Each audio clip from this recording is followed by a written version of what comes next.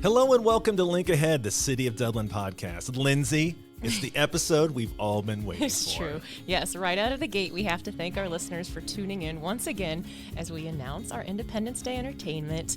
This worked out so well last year, and we are really excited to break the news on Link Ahead again this year. And we have to say, most of our episodes get a couple hundred listens, which is great. But last year, our Independence Day announcement got over 2,000 listens. 2,000, right. So we love all of our guests, but we have to admit, Alison, you are our favorite. Of course. Alison Roy, Director of Community Events, the woman in charge of it all, the woman with the scoop. Welcome back to Link Ahead. Thank you so much. I love being here, and I love this day. It's so exciting. It is so exciting. We're really geeked out. We have to share, there's a funny little competition around the staff members who've been podcast guests who like to say they're going to beat Alison's number. And as Bruce mentioned, no one has really come close. So I'm thinking maybe the only person who can beat Alison is Alison. It's Alison versus Alison. Oh, my goodness. I'm getting over 2,000. Let's go for 3,000. Yeah, three. Okay, so this is our episode where it's 150% appropriate to name drop. Past headliners have included Gary LaVox, Sheryl Crow, Joe Walsh, Peter Frampton, Earth, Wind & Fire, and my favorite, Rick Springfield. Dublin always does it right.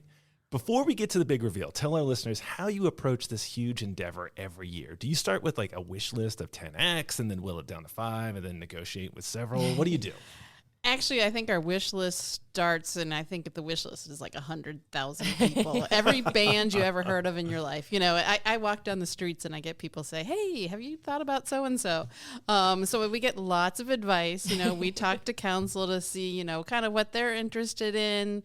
So we go through multiple processes, and then we go back to the agents and say, okay, who's available, who's touring, who wants to be in Dublin? Are they near Dublin? You know, Sure. Sometimes we get bands who would be perfect, but they're in Europe this summer or things like that. So it's all just, you know, there's always putting the pieces together, because putting everybody together in the right place at the right time. And you have the added element of having someone who wants to quote unquote work on the 4th of July. Yeah, it's amazing, because we actually get their list, and you'll see so many of them have like blocked out that weekend, basically, because it's, you know, just Sure, you guys want to spend time with your family, they want to spend time with their family too. Right. So sometimes that makes it a little interesting. Right. So, okay, one last question before we dive right into the announcement, because we don't want to string our listeners along too long here.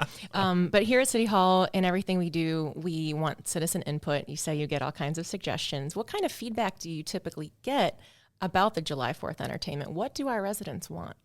You know, it was actually in one of our surveys we did this year to kind of look at what kind of acts. So it was sort of interesting because, you know, a lot of the people maybe in the past when we had people, you know, like Sheryl Crow, that was one of our most popular ones. Earth, Wind & Fire we had heard about. So we try to do different genres so that we aren't always doing one specific type.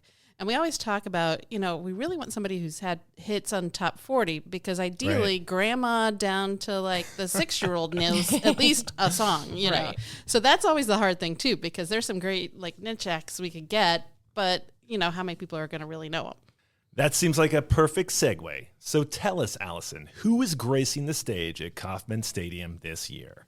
We're super excited to announce that one of the greatest rock vocalists of all time, Ann Wilson from Heart. Yes. Wow. First of all, I already knew that, and I'm still just as excited when you told me. But she is absolutely fantastic. And you were just talking about cross-generational. They had hits in the 70s, 80s, 90s, the 2000s, Rock Hall of Fame. Ann Wilson, fantastic vocalist, absolutely phenomenal. Gosh. I mean, her voice is amazing. I mean, you think about Barracuda, all these hits, that Crazy on You. There's so many hits that they can perform. Holy smokes. Yeah, and there's two just recent things. It's funny. We went to go see Guardians of the Galaxy the other weekend, and I'm sitting there in the first 5 minutes, what comes on? A Heart song, and Crazy for You. And it was like, oh my gosh, this is, you know, just hilarious that this is the first thing that comes up. So it's pretty exciting. I just saw a trailer for the Meg 2, which I'm sure will do gangbusters at the box office. Anyways, Barracuda is in that. Of course. So yeah. it's crazy how these songs are just transcend time. I also just saw she's going to be on Dolly Parton's new Rockstar album. She was one of the people just picked for that. So that's going to be huge. Yeah. Well, she's one of the biggest collaborators of all time, and you're talking about cross-generational and different genres. Eminem covered a Heart song. Yeah. Ann Wilson does this cover of Stairway to Heaven. Oh, yeah. And you see Robert Plant crying like when she's performing it because it's so transcendent. It's beautiful. I hope she's going to bring some covers to Dublin because I saw them and she did Rain on Me from The Who, and everything you hear, just like, that's the best version of that song I've ever heard.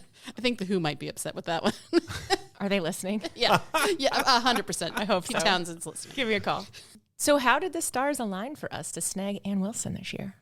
You know, I think it's great because she has been getting a lot of play from the Zeppelin covers that she did. Mm-hmm. Yeah. But she's out on tour this summer, and it just got lucky. It, was one place to another, and she's able to make it this year.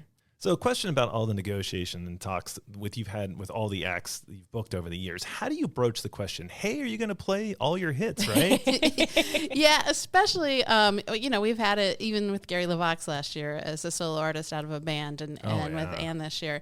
You always have to ask, do they have rights to sing the songs from the band that they're known for? And, obviously we asked with Ann, and of course she is. And a lot of times you can even just tell because you can see some past concerts to see, okay, what are they playing? So you know. Yeah, because nothing's more disappointing. You show up to a concert and they don't play, their your favorite hit. Yeah. Well, when you had Three Dog Night, I'm sorry, it wasn't Three Dog Night. No, it was not. It was lead singer Three Dog Night, but he had re-recorded all the Three Dog Night stuff so he could play it. Yeah, so it's I think a lot of times it's those older bands where they had those fights in between. I think bands now know a little better to make sure they have those rights. So on this topic, there are some bands, we won't name names, that you didn't go with because of some of their requirements. You and I were talking about this earlier, Allison, and I think our listeners would find it funny what one of the bands asked for. I'm afraid I'm going to get in trouble because it's sort of specific. But there was one specific band.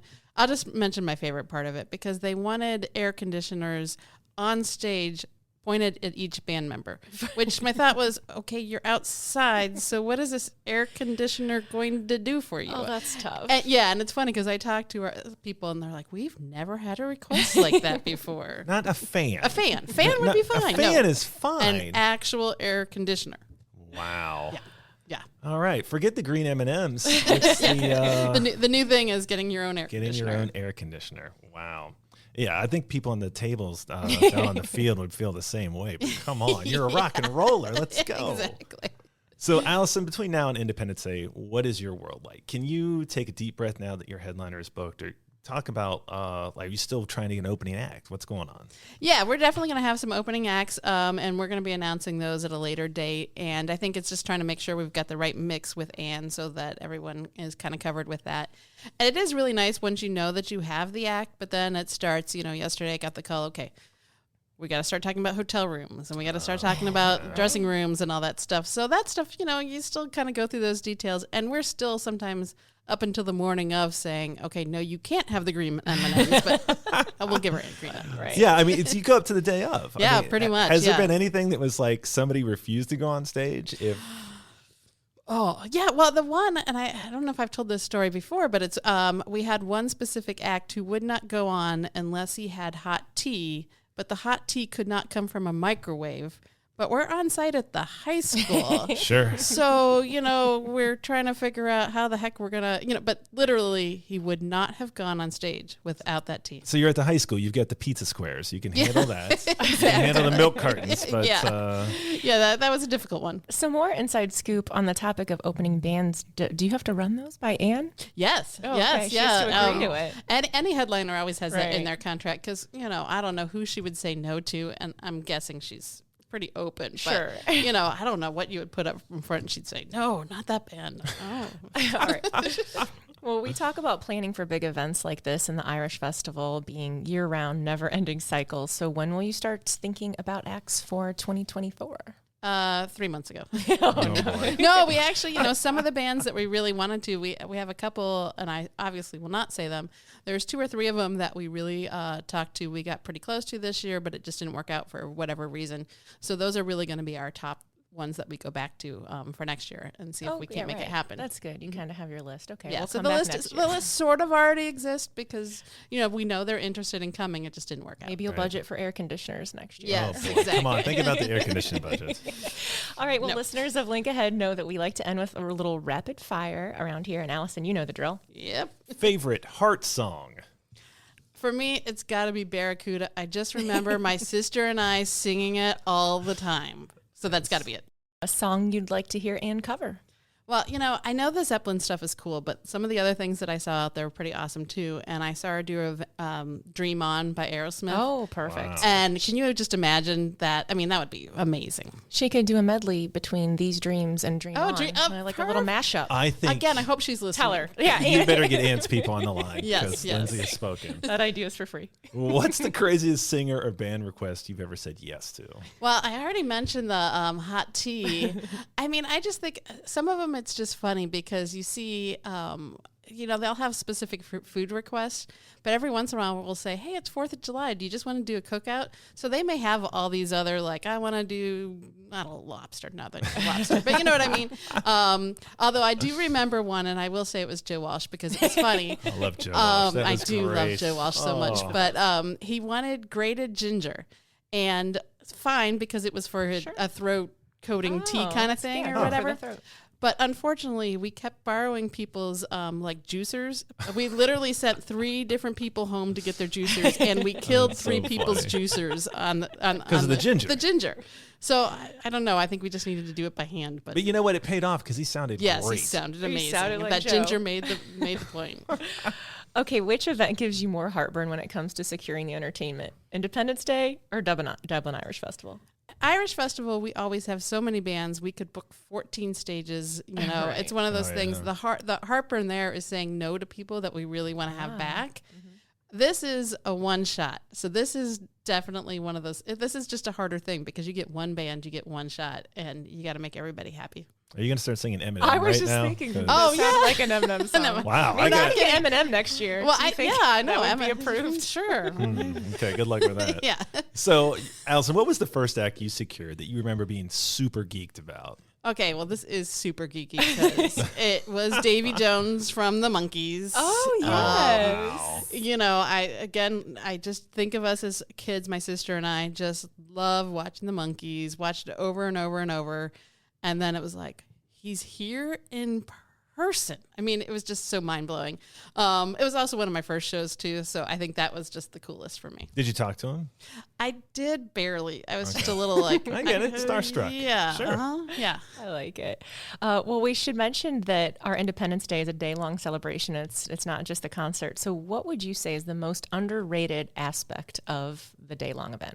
I kind of have to say the bike brigade, which is during the parade, is one of my favorite things. And I always say part of it is I keep talking about my childhood. I don't know. But that's I always say that is what 4th of July is. It's all about tradition. Absolutely. So for me, the bike brigade started when we were kids. We were in our local parade, and my sister won this huge, giant purple dinosaur because her bike had the best decorations. Were you going head to head with her? Yes, and I lost. Anyway, I just thought I remembered thinking about how much fun we had decorating our bikes. So that's why we brought the bike brigade to Dublin. So it's kids can join, they decorate their bike, and they get to ride in the parade, and it's just so much fun. We don't have any pink big dinosaur prizes though. Thanks for the disclaimer on that one. Disclaimer. So Alison, where are you during the Independence Day concert? Are you in the front row or backstage? What are you doing? I don't think I've ever sat down. I knew that before I even asked that. But. Yeah, I think usually I'm kind of all over the place. I think because right then is also when we are putting the final little touches. I'm not doing anything with touching the fireworks, but we're always over talking to the fireworks guys to make sure that timing goes off. Because, there's that whole 10, 9, 8, 7, 6, and making sure the radio station does it at the same time. And the lights aren't on the field. Yeah, there's always something, so I'm usually with the fireworks guys, so I usually miss a good portion of the show. Oh, wow. But then I always, kind of try to sneak up on stage and see the crowd, because that's my absolute favorite is seeing the crowd and just seeing them enjoying it, because that's what it's all about. Right. All right, last question.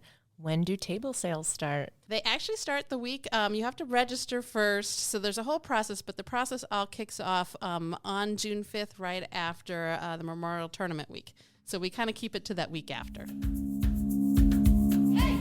All right, Alison LeRoy, you are the rock star of this podcast and certainly the behind-the-scenes star on July 4th. So thanks for coming back to Link Ahead and making these dreams come true. And to our listeners, thank you as always for taking time to connect with your city. Tune in next time as we continue to explore the many personalities and experiences that make Dublin a thriving place to live, work, and grow.